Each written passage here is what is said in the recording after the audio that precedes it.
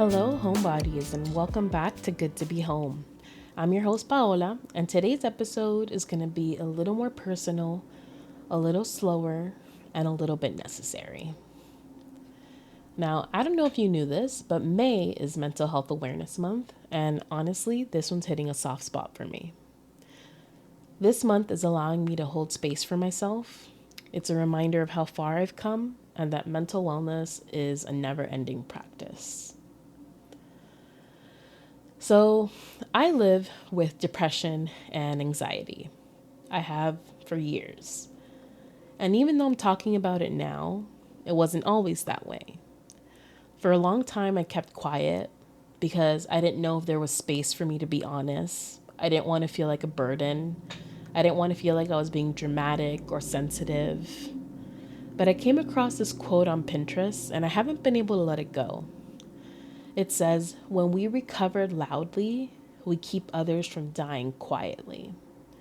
So today, I want to recover loudly with you. Here's what we're going to talk about together: what it actually means to prioritize your mental health, the lies we've been told, the myths that keep people in silence, real self-care, not the romanticized version, and most importantly, why your story matters even when it feels messy. So I hope you'll sit with me, breathe with me, and maybe even feel a little less alone by the end of this episode. So let's start with the idea of prioritizing mental health. Because here's the thing: we live in a world that glorifies productivity, hustle, being strong, whatever that means. But what if taking care of our minds, our hearts, what if that wasn't seen as optional? What if rest wasn't earned, but essential?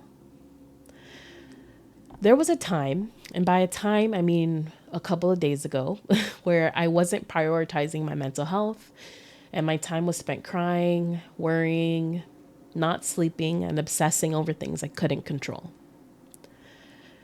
I wish that I could sit here and remember a specific instance, but this is something that I'm still struggling with. Even as I sit here and talk about it with you, I am struggling to take care of myself.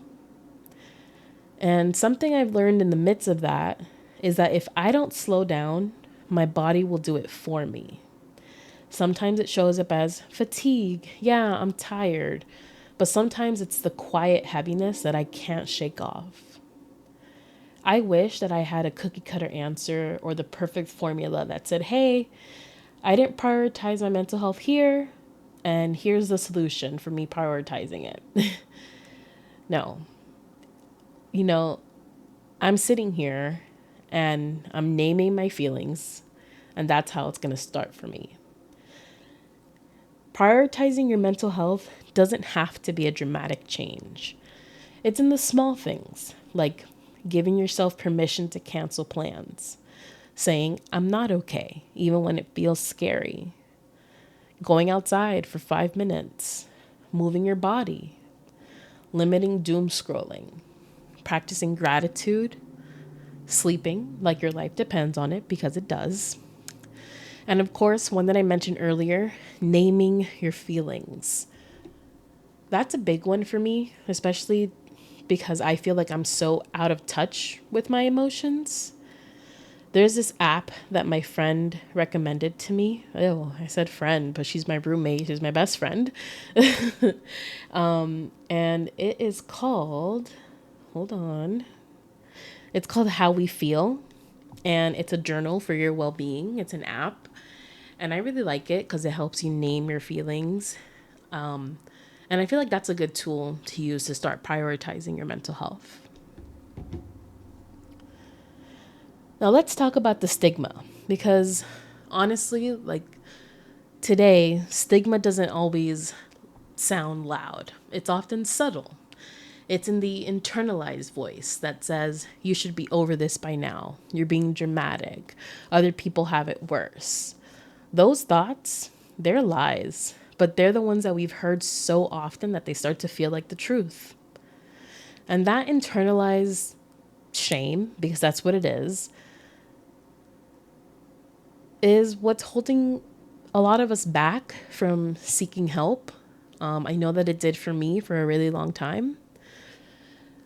And with that, I do want to share a little bit of a personal story with you. But basically, the first time I realized that what I was feeling was more than just stress was in 2017. I mean, besides the obvious trauma of going through puberty and crying all the time, I remember that I was driving. It was a regular day, and I was just driving to work.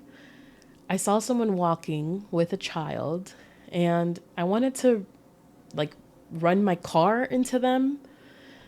And that thought really scared me because it wasn't just like a thought about harming myself, it was a thought about harming somebody else. And I knew something was wrong. I knew that that wasn't normal. So I did some quick research, nothing super extensive, because I was what felt like crisis mode for me. I was like, okay, this something is totally wrong with me. I need to seek help. And obviously there was something wrong, but there was nothing wrong with me doing research and seeking help. But I was in crisis mode, and I found a psychologist that was in network with my insurance at the time. And we started meeting twice a week because that was a really scary moment for me. Those thoughts were pretty alarming. But I remember sitting there, in the therapist's office. I'm looking at a note that I wrote to myself. And I was saying to myself that if I just try harder, I'll feel better. But depression doesn't work that way. And anxiety doesn't care how organized you are, how many friends you have, or that you're in school or have a job or bills. It just happens. At that moment, it hit me like a ton of bricks. It was a catalyst for me because my life has never been the same since I admitted to myself that I wasn't okay. Looking back, I remember feeling like I didn't belong there and that I was stupid, but I had to repeatedly tell myself that I wasn't trying to be a victim and that I didn't choose this. That unfortunately, there was lots of moments in my life that brought me to this moment. And it took me a long time to accept that. Part of accepting that was understanding a couple of misconceptions about mental illness. I'm going to name just 3 of them. I'm sure you can think of more. But basically, myth number 1, I thought that mental illness equaled weakness.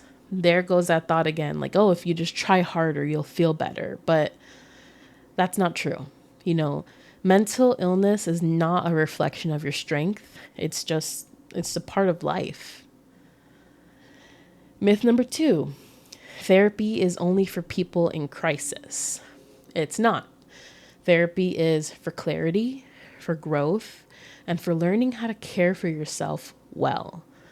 Now, this was something that in the beginning I had to learn to accept because I was like, oh, somebody who has it worse than me should be in therapy, or somebody, who is literally in a crisis or grieving should be going through therapy. But that's not the case. And I think I'm having this realization now while I'm doing this podcast that while I love my life and I'm not actively going through crisis, I should probably go back because it's not just for like emergency situations. It's not like a quick fix. And that brings me to myth number 3, which is that you can just snap out of it.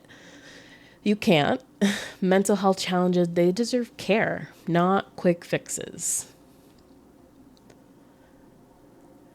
So now that we're on the topic of care, let's get real about it. Candles and baths, they're beautiful, but self-care sometimes has to look like calling your insurance company to get therapy covered, setting screen time limits because you know that doom scrolling is hurting you, or taking your medication and refusing to feel shame for it.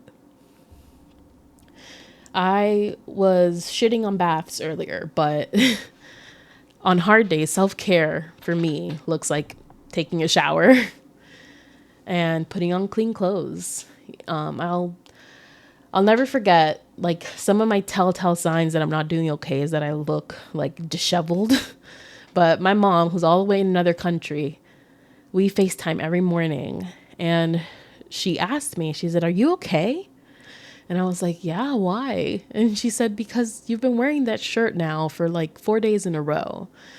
And I know that sounds gross to some of you. And obviously, I'm being really vulnerable right now. But yeah, that's how I knew. I was like, damn, like if somebody all the way in another country notices that I'm not taking care of myself, it's like I'm not doing all right. I'm not doing okay. So for me, on hard days, self-care looks a lot like being gentle with myself, taking a shower, making sure I take my meds, going outside, and all these things seem so simple, but it's really in the simple things that you find healing. And I had to learn that. I'm like continuing to learn that. So maybe you can think of something for your emergency self-care menu. So for those days where you need to be extra gentle with yourself and take things a little slower. So let's circle back to that quote. When we recover loudly, we keep others from dying quietly. So this doesn't mean that you have to share everything. It doesn't mean that you owe anyone your story. But when you're ready, when you speak, when you post, when you reach out or check in, you make space for someone else to exhale.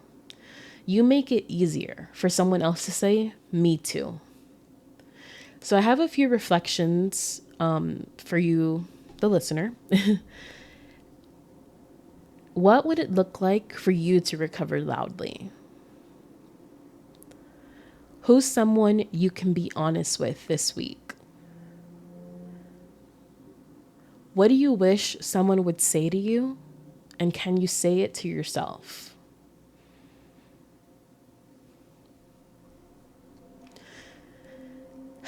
So if this episode felt heavy or if it stirred something in you, take care of yourself after listening. Maybe journal, maybe reach out to someone you trust, maybe just rest. And if you're walking through the fog right now, please hear me when I say you are not alone. You are not broken. You are not too much. You are human, and being human is hard sometimes. This is a space where your truth is safe, and I'm really, really glad you're here. Before we end, I do want to share with you 5 affirmations for your mental health. Number 1, my healing is not linear, but every step forward is still progress. Number 2, I am allowed to take up space even on the days when I don't feel okay. Number 3, I can honor my struggles without letting them define my worth. Number 4, asking for help is a brave, life-affirming act, not a weakness. And finally, number 5, and I think my favorite, I am learning to befriend myself gently and without condition. I think the without condition part is the key. And I can sit here and talk about these affirmations for another 12 minutes. But until next time, please be gentle with yourself. Take care. This has been Good to Be Home. I'm Paola, so we'll talk soon.